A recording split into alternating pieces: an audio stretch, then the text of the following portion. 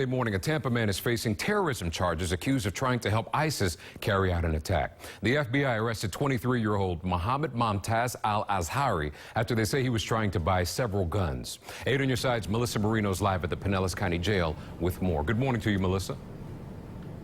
Hey, good morning. So this is where al-Azhari is being held this morning on very serious charges. Investigators believe he wanted to carry out an attack, even researched and scouted potential targets right here in the Bay Area. Now, court documents reveal undercover agents followed 23-year-old Mohammed Momtaz al-Azhari to Honeymoon Island from his home in Tampa. Agents say this was a 2-hour round trip and he never got out of the vehicle. Investigators believe he was scouting that location as a potential target. They also claim al-Azhari conducted internet searches on other various busy Bay Area beaches. Documents also suggest he admired ISIS and hoped to join one day. At Honeymoon Island, people there were shocked to hear about a potential terrorist plot. It's just crazy because you go to the beach and you don't think that anybody would come and just do something like that.